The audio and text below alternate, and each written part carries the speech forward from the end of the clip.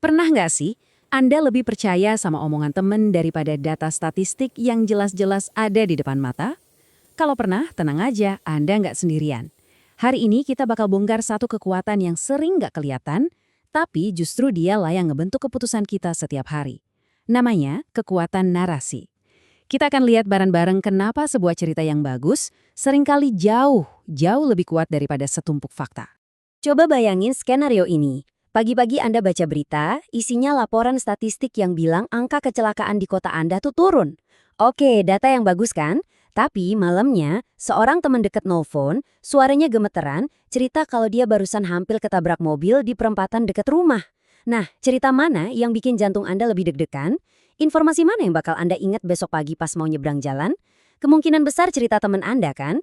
Nah, itulah kekuatan yang mau kita bedah hari ini. Jadi, apa sih bedanya fakta sama narasi? Gampangnya gini, fakta itu kayak bahan-bahan masakan yang masih mentah. Informasi, angka, data. Otak kita harus kerja keras pakai logika buat ngolahnya. Dan jujur aja, itu capek. Nah, di sisi lain, narasi itu kayak hidangan yang udah matang dan siap santap. Dia ngasih kita makna, diolahnya lewat emosi, dan disajiin dalam bentuk yang sederhana dan gampang banget kita telan. Simpelnya, yang satu buat kepala, yang satunya lagi langsung nembak ke hati. Oke, ini dia roadmap kita untuk beberapa menit ke depan. Kita bakal jalan lewat 5 tahap. Pertama, kita lihat kenapa kisah bisa ngalahin angka. Terus, kita bongkar cara kerjanya di otak kita. Abis itu, kita bakal lihat gimana cerita ini bisa ngebentuk keyakinan kita, bahkan sampai ngebentuk realitas yang kita lihat. Dan yang paling penting, di akhir nanti, kita bakal belajar gimana caranya pakai kekuatan ini secara sadar. Yuk, kita mulai.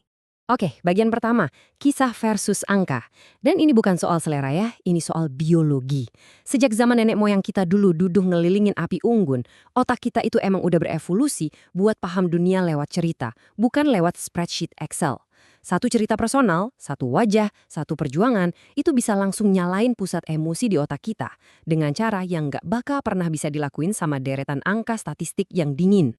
Kutipan ini benar-benar merangkum semuanya. Coba perhatiin kata kuncinya deh. Terasa masuk akal. Sebuah cerita itu nggak perlu 100% akurat buat bisa menang. Dia cuma perlu kedengaran nyambung dan nyentuh emosi kita. Di sisi lain, kebenaran yang disajiin dalam bentuk data mentah tanpa bungkus cerita seringkali nggak punya kesempatan buat ngelawan. Jadi, apa sih rahasianya kok bisa sebuah cerita itu kayak punya sihir yang ngehipnotis kita? Jawabannya ada di 3 mekanisme psikologis yang kuat banget dan sekarang kita akan bedah satu persatu. Poin pertama, narasi itu ngasih makna. Fakta cuma ngasih tahu apa yang terjadi. Tapi narasi ngasih tahu kita kenapa ini penting. Data statistik kecelakaan di kota Anda itu ya cuma angka. Tapi cerita dari tetangga soal anak kecil yang hampir keserempet mobil di depan sekolah, nah itu ngasih makna. Tiba-tiba angka tadi punya wajah. Dan maknanya langsung berubah jadi, wah ini bisa kejadian sama anak gue. Dan makna itulah yang bikin kita bergerak. Mekanisme kedua, cerita itu kayak jalan tol, langsung ke emosi kita. Anda mungkin baca fakta kalau ada ribuan hewan ditelantarkan tiap tahun. Anda mungkin cuma mikir, oh kasihan ya. Tapi, begitu Anda dengar satu cerita spesifik tentang seekor anak anjing yang ditemuin di pinggir jalan, kedinginan, dengan mata yang memelas, tiba-tiba Anda nggak cuma mikir, Anda merasakan. Itulah hebatnya narasi. Dia ngelewatin salingan logika kita dan langsung gedor-gedor pintu emosi. Nah, ini dia intinya. Emosi adalah pintu masuk keputusan. Kita tuh suka banget mikir kalau kita ini makhluk yang super rasional. Padahal kenyataannya, seringkali emosi kita duluan yang ngambil keputusan. Mau beli produk itu, mau percaya sama orang itu. Logika dan data, wah mereka seringnya cuma jadi pengacara yang kita sewa belakangan buat nyari-nyari alasan untuk membenarkan keputusan yang udah diambil sama hati kita. Dan yang ketiga, narasi itu tugasnya ngerapin kekacauan. Dunia kita kan penuh sama hal-hal yang rumit kayak benang kusut, isu perubahan iklim, kebijakan ekonomi, itu semua kompleks banget.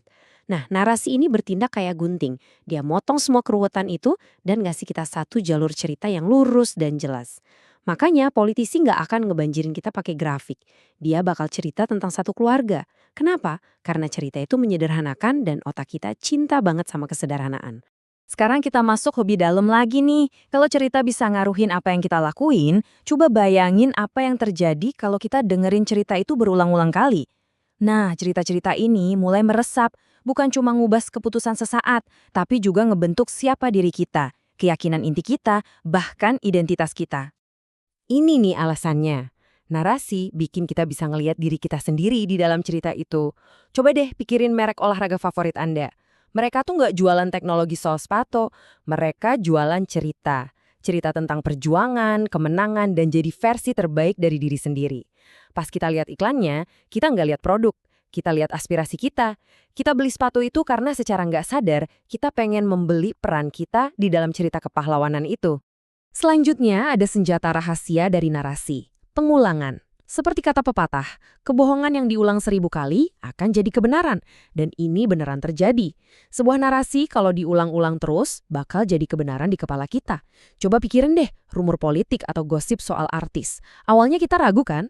Tapi setelah dengar dari sini, dari situ, lama-lama otak kita nyerah dan nganggap itu benar. Bukan karena ada bukti, tapi cuma karena kita udah terlalu akrab sama ceritanya. Dan ada loh nama ilmiahnya buat fenomena ini. Familiarity heuristic.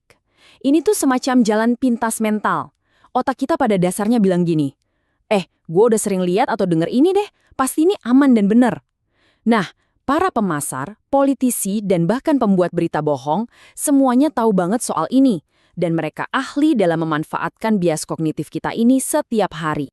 Nah, ini mungkin bagian yang paling ngeri-ngeri sedep. Narasi itu lebih dari sekedar cerita. Dia tuh sebuah bingkai.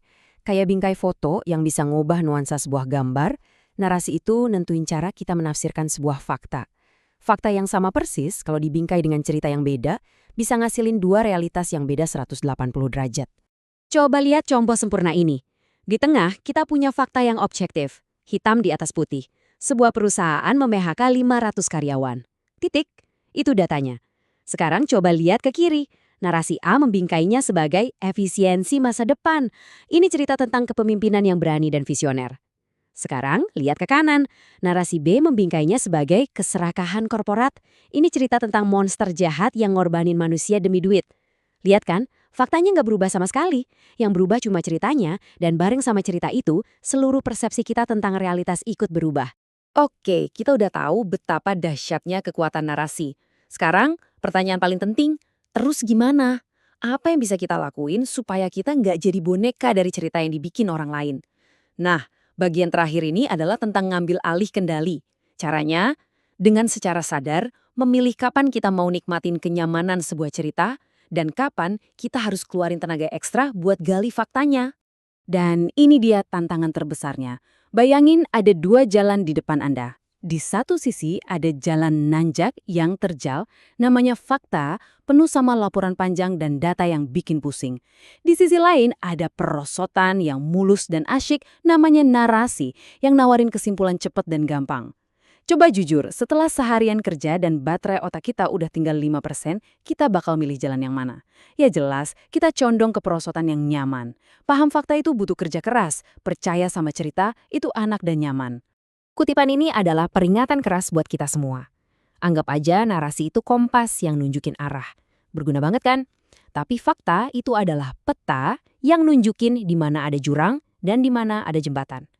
Masalahnya muncul pas kita terlalu fokus sama arah yang ditunjukin kompas alias narasi, sampai kita lupa lihat peta alias fakta, dan akhirnya kita jatuh ke jurang. Jadi gimana cara kita biar nggak gampang tersesat? Ada 3 langkah praktis. Pertama, sadari ceritanya. Tiap kali Anda dapat informasi, coba berhenti sebentar terus tanya, oke, ini cerita apa sih yang lagi coba dijual ke gue? Kedua, cari faktanya. Keluarin sedikit usaha buat misahin mana data mentahnya, mana interpretasi emosionalnya.